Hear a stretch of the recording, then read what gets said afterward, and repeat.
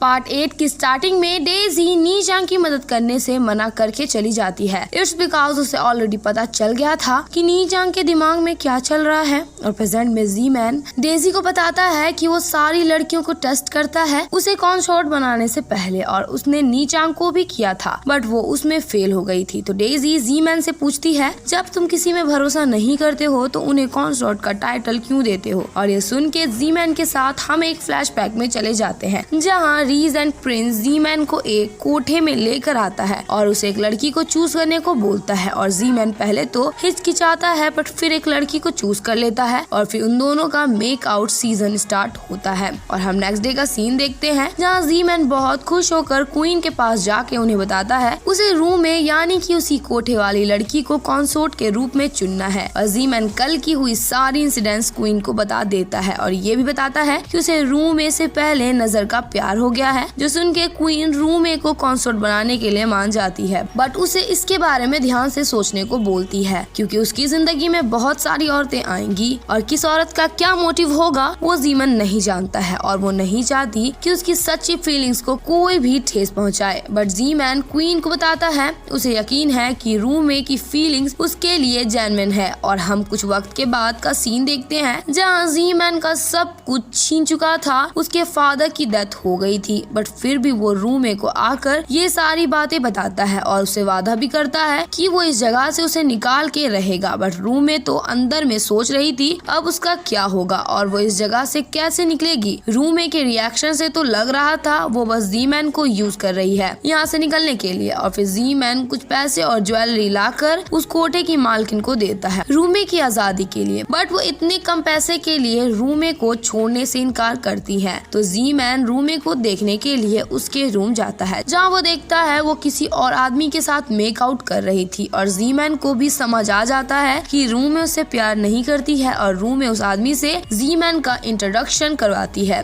और वो आदमी रिच होने की वजह से जी मैन की बहुत इंसल्ट करता है, जो सुन के जी मैन उसे मारने के लिए उठता है बट रूमे जी मैन को ही एक थप्पड़ लगा देती है और जी मैन उसे साइड में ले जाकर इस मैटर की एक्सप्लेनेशन मांगता है जिसमें रूमे का कहना था वो अगर उसे पसंद भी करती है तो भी उसके साथ नहीं रह सकती बिकॉज वो अब गरीब हो चुका है और वो उसे यहाँ अगेन फ्यूचर में आने से मना करती है। जो सुन के जी मैन मान जाता है और उसे बेल्ट जैसा कुछ देता है और बोलता है आई होप कि तुम अपने डिसीजन में रिग्रेट नहीं करोगी। और रूमे उस बेल्ट को देख के हैरान हो जाती है। और अब प्रेजेंट में डेजी को पता चल गया था कि जी मैन को प्यार में भरोसा क्यों नहीं होता था। गाइज आप सभी से बोलना चाहती हूँ कि वीडियो अगर अच्छी लग रही है तो वीडियो को लाइक कीजिए, शेयर कीजिए और कमेंट भी कीजिए। और अगर आप मेरे चैनल पे न्यू हैं तो मेरे चैनल को सब्सक्राइब कर लें और साथ ही साथ बेल आइकन को भी प्रेस कर दें कि जिससे आपको मेरी वीडियोस की नोटिफिकेशन सबसे पहले जाए। और जी मैन बताता है वो उस दिन के बाद कभी रूमे को देखने नहीं गया और हमारा जी मैन राजा होने की बहुत सारी परेशानी डेजी से शेयर करता है, जो सुन के डेजी बोलती है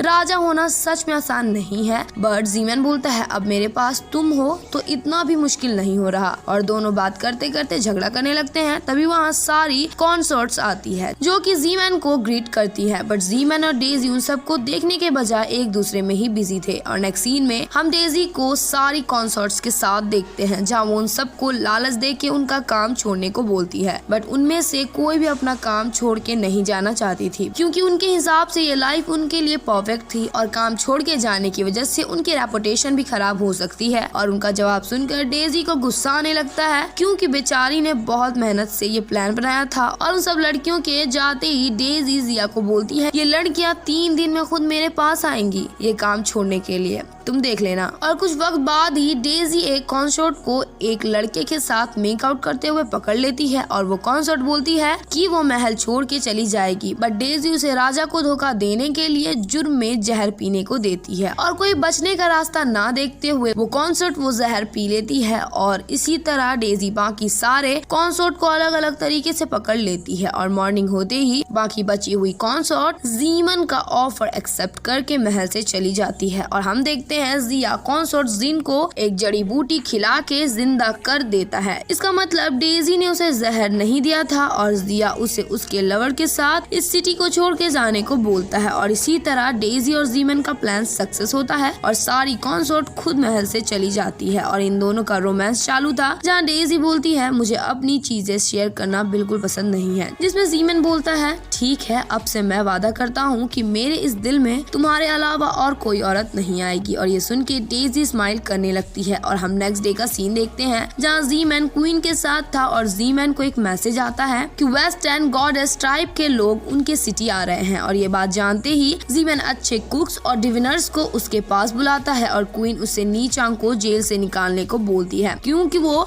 गुडेस्ट ट्राइब से ही आई थी और क्वीन अपने गेस्ट को निराश नहीं करना चाहती थी और जीमैन उसे निकालने के लिए मान जाता है। और इधर डेजी नी चांग को बाहर देख के हैरान थी, जहाँ नी चांग उसे बताने लगती है कि उसे उसका टाइटल वापस मिल चुका है और अगर राजा उसे पसंद भी नहीं करते हैं तो भी वो उसे जेल से निकालते ही, क्योंकि वो गॉडेस ट्राइब से झगड़ा मोल नहीं ले सकते। और ये सारी बातें जान के डेजी को लगने लगता है गॉडेस ट्राइब कुछ तो प्लान कर रहा है। और इधर जीमैन अपने रूम आता है, जहाँ उसके रूम में नी चांग डेजी के ड्रेस में थी, तो जीमैन उससे पूछने लगता है वो यहाँ क्या कर रही है, बट नी चांग को तो अभी भी अकल नहीं आई थी और वो जीमैन को टच करने लगती है, बट जीमैन उसे अपने से दूर कर देता है और नी चांग जीमैन को इमोशनल ब्लैकमेल करते हुए उसे बोलती है कि वो उसके सिटी वाले लोग के सामने उसके साथ अच्छे रहने का प्रिटेंड करे, बट जीमैन ये करने से साफ मना कर देता है। बट नी चांग उसके पैर को पकड़ के उससे मदद मांगने लगती है और जीमैन उसकी मदद करने के लिए मान जाता है और जीमैन के वहाँ से जाते ही नी चांग के हाथ राजमहल की मिलिट्री मैप में लगती है, जिसे पाते ही नी चांग बोलती है अब मुझे किसी से भी डरने की कोई जरूरत नहीं है। और हम देखते हैं नी चांग के सिटी का एक आदमी आशन नी चांग से मिलने आता है और उसके और जीमैन के रिलेशन के बारे में पूछता है, जिसमें नी चांग का कहना था उन लोगों के बीच सब कुछ ठीक है, लेकिन आशन को पहले ही यहाँ की सारी खबर पता थी। जिसमें आशन बोलता है क्या तुम्हें कोल्ड प्लेस में नहीं डाला गया था,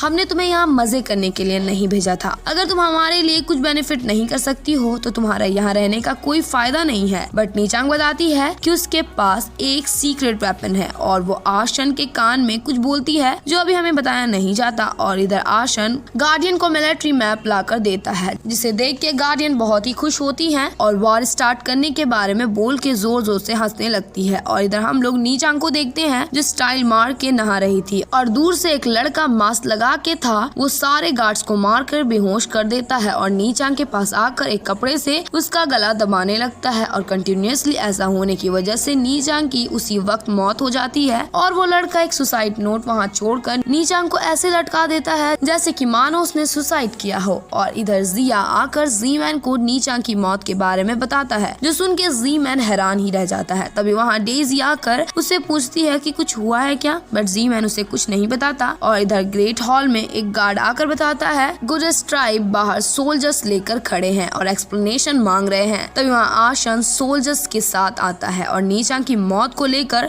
कन्फ्रंट करता है, बट जीमैन बोलता है ये बस एक अफवाह है, नी चांग बस बीमार है और अपने रूम में रेस्ट कर रही है। जो सुन के आशन ये बोल चला जाता है कि उनके उठने के बाद हमें इन्फॉर्म कर दीजिएगा। और जीमैन को समझ आ गया था कि वो गुडेस्ट ट्राइब के ट्रैप में फंस चुका है। और फिर हम लोग जीमैन के सोल्जर्स को देखते हैं, जहाँ वो लोग पार्टी कर रहे थे। तभी वहाँ गॉडेस ट्राइब के सोल्जर्स आकर उन पे आक्रमण कर देते हैं और जीमैन के कुछ सोल्जर्स को बंदी बना लिया जाता है। और इधर ये खबर जानकर जीमैन का दिमाग घूम जाता है और वो अनाउंस करता है कि वो अब सब के साथ गुडेस्ट ट्राइब से लड़ने जाएगा। और इधर जीमैन अपने रूम आता है, जहाँ वो डेजी को एक अलग ड्रेस में देखता है, जिसमें डेजी बोलती है मैंने सुना आज क्या हुआ, मैं तुम्हें सपोर्ट करूंगी तुम्हारे हर डिसीजन में, अगर कुछ भी युद्ध में होगा तो मैं जिंदगी भर रिग्रेट करूंगी, सो इसलिए मैंने ये सब अवॉइड करने के लिए तुम्हारे लिए खाना बनाया है। और जीमैन वो खाना टेस्ट करता है, जो कि ऑफ कोर्स टेस्टी ही था। डेजी बोलती है मैंने डिसाइड किया है कि मैं आर्मी के साथ जाऊंगी सबके लिए खाना बनाने को, क्योंकि अगर तुम किसी और का खाना खाओगे